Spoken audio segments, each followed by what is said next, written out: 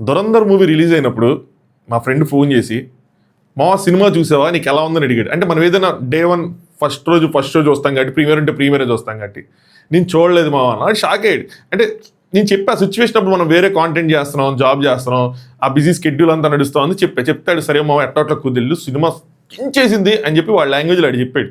2 బూత్లు వేసుకొని. అయితే నేను చూస్తాలే మావా అన్న. తర్వాత రోజు ఫోన్ చేశాడు, చూసావా అన్నాడు. చూడలేదన్న. ఆ రోజు ఫోన్ చేస్తానే ఉండాడు. మావ చూసావా ప్లీజ్ మావ చూడు మావ సినిమా బాగుంది మావ అని. వాడు అప్పటికో 4-5 సార్లు చూశాడు సినిమాని. మనకేమో కుదరలా. చివరికి రీసెంట్గా హైదరాబాద్ వెళ్ళినప్పుడు చూద్దామని అది ప్లాన్ చేసుకున్నా కూడా కుదరలా. బట్ ఫైనల్గా నిన్న నైట్ ఓటీటీలో మూవీ చూసా. మూవీ మీద నా ఒపీనియన్ చెప్తా, మూవీ కోసం మాట్లాడతా. దాంతోపాటు కొన్ని అబ్జర్వేషన్స్ ఉన్నాయి. అది మరి డైరెక్టర్ రోస్ట్ చేశాడా, లేదంటే తెలియకుండా పెట్టాడా, కావాలని పెట్టాడా, అలాగే దాంతోపాటు 1-2 మంచి పాయింట్స్, కొన్ని అంటే ఇలా జరిగి ఉంటుందా, ఇలా జరిగి ఉండొచ్చు అన్నది 1-2 పాయింట్లు డీటెయిల్గా మాట్లాడుకుందాం. Let's start. హాయ్ ఫ్రెండ్స్, నా పేరు ఆనంద్. వెల్కమ్ టు ఆనంద్ విస్. So first of all cinema ఎలా ఉంది అంటే నా ఒపీనియన్ చెప్తాను. అంటే పెద్ద సినిమా కదా, ఎక్కడో చోట బోర్ కొట్టిద్దాం అనుకున్నా. దాంతోపాటు విపరీతమైన హైపు. యాక్చువల్గా ఎక్స్పెక్టేషన్స్ భయంకరంగా ఉన్నప్పుడు మన ఎక్స్పెక్టేషన్స్ని క్యారీ చేస్తే థియేటర్కి వెళ్తే ఆ ఎక్స్పెక్టేషన్స్ రీచ్ అవ్వకపోతే చాలా డిసప్పాయింట్ అవుతాం. సో ఎక్స్పెక్టేషన్ స్లోగా ఉన్న సినిమాలు యావరేజ్గా ఉన్న కూడా హిట్ టాక్ తెచ్చుకుంటాయి మీరు అబ్జర్వ్ చేస్తే. సో ఇంతమంది ఊపి ఇంత హైప్ ఉన్నప్పుడు అది చూసినప్పుడు నాకు ఆందేమో అని అనుకున్నా నేను. అందుకని కొంచెం ఎక్స్పెక్టేషన్స్ కూడా తగ్గించుకున్నానండి. బట్ అంత పెద్ద సినిమా అయినా, అంటే 3.5 hours మూవీ అయినా ఆల్మోస్ట్ ఎక్కడ కూడా ఫస్ట్ పాయింట్ బోర్ కొట్ల సినిమా. అది సినిమాకున్న ఫస్ట్ సక్సెస్ ఎలిమెంట్. ఆడియన్స్కి బోర్ కొట్టకూడదు. ఈ మధ్యకాలంలో డైరెక్టర్స్ అందరూ కూడా సినిమా లెంత్ గురించి పెద్ద పట్టించుకోవట్లేదు. ఇంతకుముందు అంటే నేను కాలేజ్ ఆ టైంలో ఉన్నప్పుడు లెంత్ గురించి చాలా డిస్కషన్ జరిగేవి. లెంత్ ఎక్కువైపోతుంది, 2.5 hours మించి ఉండకూడదు, సాంగ్స్ ఎక్కువైపోతే ఆడియన్స్ బోర్ కొట్టేస్తారు, సో తీసేయండి, తగ్గించేయండి, ఎడిట్ చేసేయండి, షార్ప్ ఉండాలి, అలాంటి మాటలు వచ్చేవి. కానీ ఇప్పుడు లెంత్ ఎంత ఎక్కువైనా సినిమా బాగుంటే, అంటే కాంటెంట్ ఉంటే ఖచ్చితంగా ఆడియన్స్ థియేటర్లో కూర్చొని చూడటానికి ఇష్టపడుతున్నారు. అంటే ఇంకోటి కూడా ఉందండి ఇక్కడ, థియేటర్స్ కూడా. ఇంతకుముందు థియేటర్స్ కూర్చోడానికి అంత కంఫర్టబుల్గా ఉండే కాదు. ఇప్పుడు రిక్లైనర్స్ అనే కాదు, మామూలు మ్యాక్సిమం థియేటర్స్లో మామూలు చైర్స్ కూడా చాలా కంఫర్టబుల్గా ఉంటున్నాయి. సో సినిమా బాగుంటే ఎంతసేపు అని కూర్చుంటారు. 4 గంటలు మూవీ తీసినా నేను అనుకోవటం ఏంటంటే సినిమా బాగుంటే ఖచ్చితంగా చూస్తారు, కూర్చొని చూస్తారు.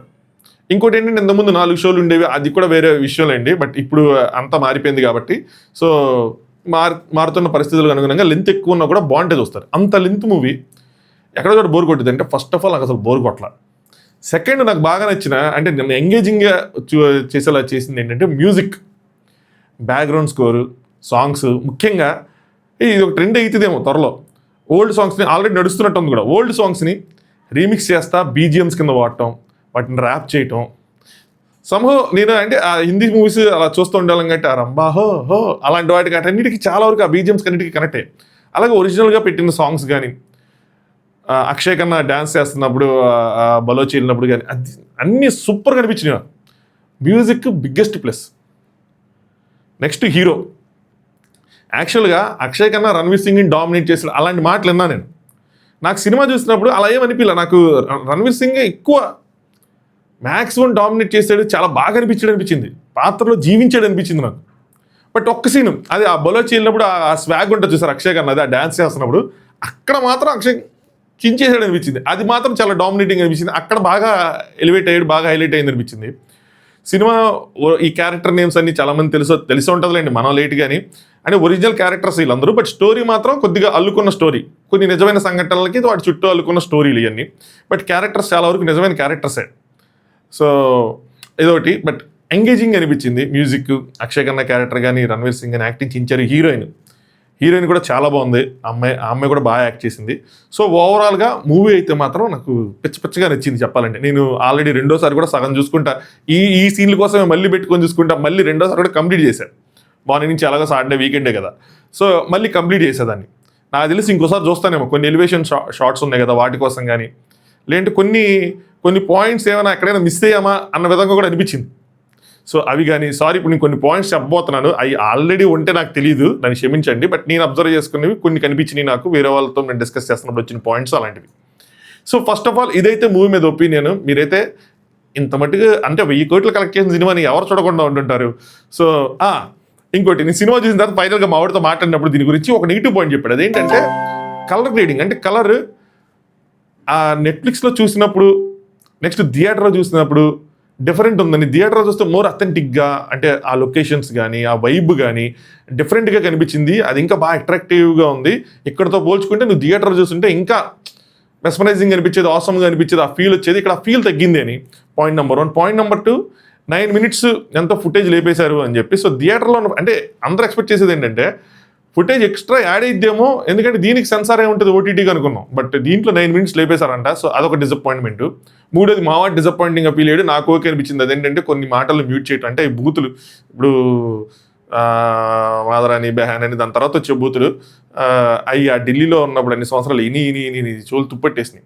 చివరికి మనకు కూడా అది అలవాటైపోయి వచ్చేస్తే కూడా నోట్లోంచి తెలియకుండా కొన్నిసార్లు. సో అది మ్యూట్ చేయడం నాకేం పెద్ద ప్రాబ్లం అనిపించలేదు. అలాంటివి మ్యూట్ చేయాలి కదా, నాకు ఓకే అనిపించింది, కరెక్టే అనిపించింది. మ్యూట్ చేయకుండా ఎలాగా అని చెప్పి, ఈవెన్ ఎంత ఓటీటీ అయినా కూడా కొంచెం అలాంటి ఉండాలండి. మరియు దారుణంగా వదిలేస్తే వేరేలా వెళ్ళిపోతాయి. సో అది నాకు ఓకే అనిపించింది. మాడికి నచ్చలేదు కానీ ఎనీవే. బట్ ఇవి సో ఓవరాల్గా అది ఒక నెగిటివ్ పాయింట్ చెప్పాడు. ఆ కలర్ గ్రేడింగ్ అనేది చాలా హైలైట్ చేస్తా చెప్పాడు. సో అది కనుక బాగుంటే కనుక వేరేలా ఉండేది అయ్యి అని చెప్పి. సో అదనమాట సంగతి. మూవీ అయితే మాత్రం నచ్చింది. ఎవరైనా చూడని వాళ్ళు ఉంటే ఖచ్చితంగా చూడండి నెట్ఫ్లిక్స్లో, చాలా బాగుంది. నెక్స్ట్ ఇప్పుడు కొన్ని అబ్జర్వేషన్స్. దానికన్నా ముందు వీడియో కనుక నచ్చింటే ఇప్పటి వరకు ఖచ్చితంగా లైక్ చేయండి. అలాగే కొత్తగా చూసేవాళ్ళు ఛానల్ సబ్స్క్రైబ్ చేసుకోండి. పాతగా చూస్తున్న వాళ్ళు ఒకసారి ఏమో జియో పాలిటిక్స్ అని, ఒకసారి మూవీస్ అని, ఒకసారి ఏమో సోషల్ ఇష్యూస్ అని. నేను ఒక కాంటెంట్ అని చెప్పి ఈ ఛానల్లో ఫిక్స్ అవ్వాలి, నేను ఇది చేస్తా అని చెప్పి. నాకు ఆ రోజుకి ఏది అనిపిస్తే నా ఫ్రీ టైంలో నేను అది చేసుకుంటూ వెళ్ళిపోతున్నా. సో మీ ఒపీనియన్స్ వీటి మీద కామెంట్ చేయండి. ఇది ఓకేనా, లేదు మనం కాంటెంట్ ఫిక్స్ అవుదామంటే కష్టం. ఏది అంటే దాని మీద మళ్ళీ రీసెర్చ్ చేసుకుంటే దాని మీద టైం స్పెండ్ చేయాలి ఎక్కువ. మనకు అలా కాదు కదా, మనకు లిమిటెడ్ టైంలో మనం ఉన్నది ఇలా చేసుకుంటూ వెళ్తున్నాం. సో అందుకోసమే ఎవరు కన్ఫ్యూజ్ అవ్వద్దు. సరే, కొన్ని పాయింట్స్ ఏంట్రా అంటే, ఇది చాలామంది నాకు తెలిసి డౌట్లు వచ్చుంటాయి కొన్ని. అదేంటి అంటే, రణ్వీర్ ఆ విలేజ్లోకి ఎంటర్ అవుతున్నప్పుడు కింద కరెక్ట్గా అదే టైంకి ఎగ్జిక్యూటివ్ ప్రొడ్యూసర్ రాహుల్ గాంధీ అని పడిద్ది. నాకు అర్థం కాల, నిజంగా అలాంటి పర్సన్ ఉన్నాడా, లేదంటే వీళ్ళు కావాలని అట్లా వేసారా అని చెప్పి. సో నేను సెర్చ్ చేశా. సో ఎవరికైనా డౌట్ ఉంటే చెప్తున్నా, రాహుల్ గాంధీ గారు ఉన్నారు నిజంగానే, ఆయన ఎగ్జిక్యూటివ్ ప్రొడ్యూసరే. ఆయన ఇవే కాకుండా ఇంతకుముందు ఒక ఆయన సీనియరే ఇండస్ట్రీలో. ఆయన ఆల్రెడీ ప్రొఫెషనల్గానే వర్క్ చేస్తూ ఉన్నారు. రుస్తుమ్ అని, ముంబై డైరీస్ అని, రాకెట్ బాయ్స్ అని, ఫర్జీ అని, సో ఫ్యామిలీ మ్యాన్ లాంటి ఫర్జీ ఫ్యామిలీ మ్యాన్ వెబ్ సిరీస్లకి, మిగతా సినిమాలకి అటన్నిటికీ ఆయన పనిచేశారు. సో అదేమి మేము అలా ఏం కదా అంత ఇదిలా చేయరు కానీ, బట్ అది కొంచెం అంటే ఆ షార్ట్ అలా చూస్తున్నప్పుడు అది కరెక్ట్గా కార్నర్లో అది కనిపించింది. ఎందుకు అలా వేసారు ఏంటని చెప్పి, కావాలని వేసారా, మిగతా వాటిలాగా ఏమైనా యాదృచ్ఛికంగా జరిగిందా నిజంగా అని చెప్పి అనిపించింది. ఎవరికైనా అనిపిస్తే వాళ్ళ క్లారిటీ కోసం చెప్తున్నా. నెక్స్ట్ ఈ పాయింట్ ఇంట్రెస్టింగ్గా ఉంది. నయీం ఎవరైతే రెహమాన్ ఉన్నాడో మన అక్షయ్ కన్నా వాళ్ళ పెద్ద అబ్బాయి, ఆ పెళ్లి ఫంక్షన్లో తను కాపాడతాడు కదా, తను కాపాడే క్రమంలో నయీం చనిపోతాడు. అప్పుడు నాకు ఒక డౌట్ వచ్చింది ఏంటంటే, నయీంకి బుల్లెట్ తగిలినట్టు ఎక్కడా చూపిరు. ఈవెన్ తన పిల్లల నుంచి పరిగెట్టుకుంటే వెళ్ళిపోవడానికి ట్రై చేసినప్పుడు తిని వచ్చి లాగినప్పుడు కూడా స్లో మోషన్ వస్తే ఎక్కడ బుల్లెట్ తగిలినట్టు అనిపిది, బ్లడ్ వచ్చినట్టు అనిపిది. నాకు అక్కడ ఒక రెండు ఫ్రేమ్లు మనకి వాళ్ళిద్దరిని చూపిరు, పిల్లలని చూపిస్తారు.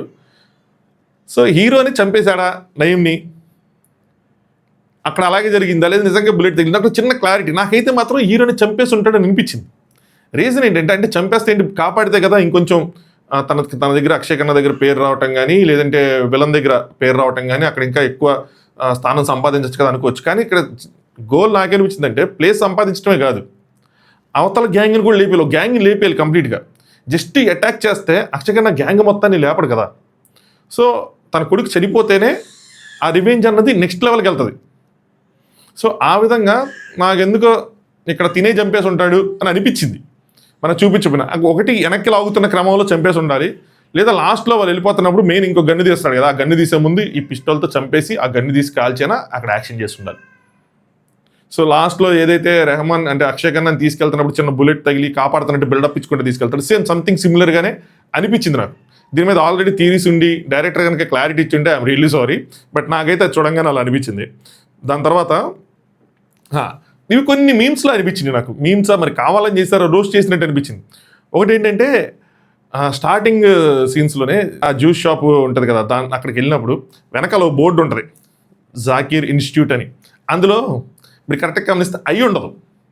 సో జాకీర్ నాయక్ గారికి తెలిసే ఉంటుంది, మన ఇండియాలో ఆయన మీద బ్యాన్ ఉంది, అంటే మత విద్వేషాలు రెచ్చగొడుతున్నారని, అలాగే కొంచెం ఆ, హవాలా లాంటివి ఏవో చేస్తున్నారని చెప్పి అలా ఏవో కొన్ని ఆయన మీద ఉన్నాయి, ఛార్జెస్ ఉన్నాయి. సో దానివల్ల ఆయన పాస్పోర్ట్ కూడా వీళ్ళు ఆపటం, ఇండియాలో ఆపటం. సో ఆయన రారు. ఒక పాయింట్ అది. దానికోసమైనా పెట్టారా, లేదంటే అయ్యి ఉండదు అందులో ఇన్స్టిట్యూట్లో. అంటే పాకిస్తాన్ వాళ్ళు అంత ఎడ్యుకేటెడ్ కాదా అంటే అది చెరిగిపోయి ఉండొచ్చు మనం అనుకోవటం. బట్ అది ఎందుకు ఐ క్యాచింగ్ అనిపించింది. ఎందుకు ఇది కావాలని ఇక్కడ ఏదో మనకి డైరెక్టర్ చెప్పాలనుకుంటున్నారా మంత ఏదైనా అని చెప్పి ఒక మీమ్ లాగా అనిపించింది అనమాట. ఏదో హింట్ లాగా చిన్నవి. నెక్స్ట్ ఇంకోటి గమనిస్తే, అలాగే వీళ్ళు ఇంకో చోటకి వెళ్తారు కదా. సో తన సీనియర్ ఎవరైతే ఉంటాడో తను ఇక్కడికి వచ్చినప్పుడు ఇక్కడ నుంచి చేశాను, అదే ఆ టీ కోసం చెప్తాడు. ఇక్కడ సాల్ట్తో టీ తయారు చేస్తారు. ఏంటంటే కాశ్మీర్లోని కొన్ని ప్లేసెస్లో అలా వాటి వాటరో మరి లేదంటే వాళ్ళకి అలా ఇష్టంగా సంథింగ్ లైక్ దట్. సో ఆ టీ ఏదో తాగుతారు.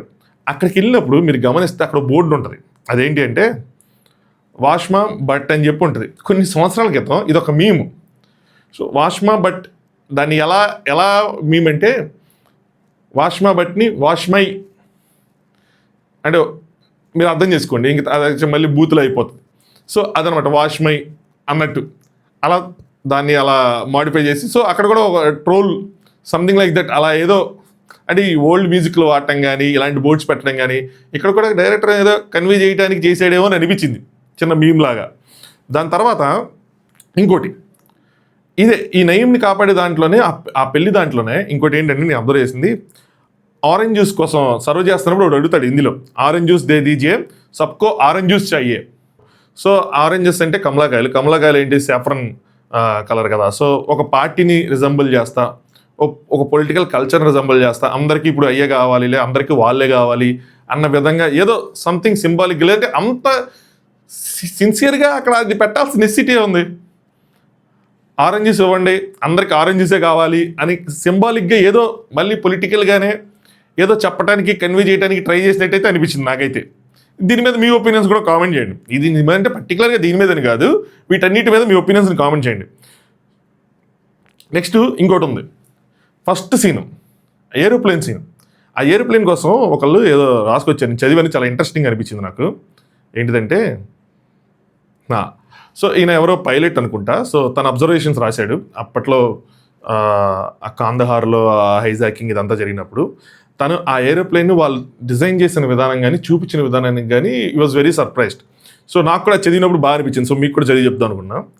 సో ఆ ఎయిర్క్రాఫ్ట్ డీటెయిల్స్ ఏవైతే ఉన్నాయో ఎయిర్క్రాఫ్ట్ది IC-814 చాలా పక్కాగా చాలా నీట్గా 100% ఫ్లాలెస్గా చేశారంట. అప్పట్లో A300 ఏదో, ఇప్పుడు A310 A330 కింద రూపాంతరం చెందింది.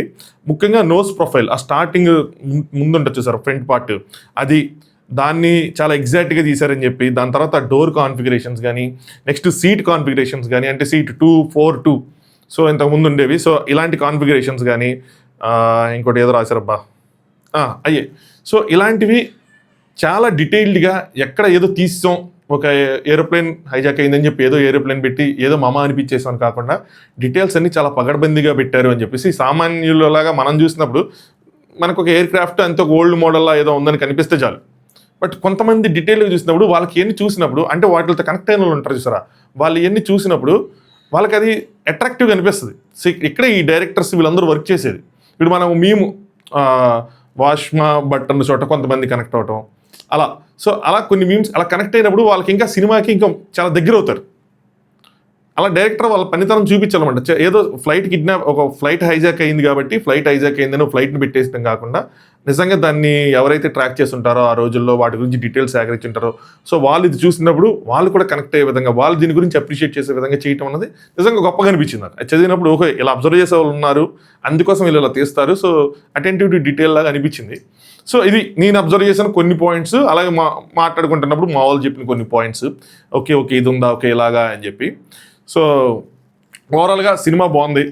మీ ఒపీనియన్, మీరు కనుక సినిమా వచ్చేసి ఎప్పుడైంది OTT సినిమా గురించి మాట్లాడుకోవటం నాకే ఇబ్బందికరంగా ఉంది. బట్ ఇలాంటి డీటెయిల్స్ నాకు తెలిసి వచ్చుండవు, అంత క్లియర్గా అబ్జర్వ్ చేస్తుంటారు. ఈ నెట్ఫ్లిక్స్లో వచ్చిన తర్వాత ఎవరైనా చేసుండొచ్చు. ఐఎమ్ రియల్లీ సారీ ఒకవేళ నిజంగా చేస్తుంటే కనుక. సో అది సంగతి. సో మీ ఒపీనియన్స్ మీరు ఇంతకు మించి ఇంకేమైనా అబ్జర్వ్ చేస్తుంటే ఖచ్చితంగా కామెంట్ చేయండి. మన వాళ్ళు కామెంట్స్ చదివినప్పుడు ఓహో ఇది కూడా ఉందని తెలుసుకుంటారా. నాకు ఆ డీటెయిల్స్ ఎందుకు చెప్తానంటే ప్రత్యేకంగా వీడియో చేసి చాలా ఎగ్జైటింగ్ అనిపించినాయి. ఇది చూసినప్పుడు నేను ఎగ్జైట్మెంట్ ఫీల్ అయ్యా. అలాగే అది చదివినప్పుడు ఓకే ఇలా అబ్జర్వ్ చేసే వాళ్ళు కూడా ఉంటారు కాబట్టి షేర్ చేసుకుందాం అని అనిపించింది. సో అది సంగతి. వీడియో నచ్చితే ఖచ్చితంగా లైక్ చేయండి. కొత్తగా చూసే వాళ్ళు ఎవరైనా ఉంటే సబ్స్క్రైబ్ చేసుకోండి ఛానల్ని. Thanks for watching. Anand views.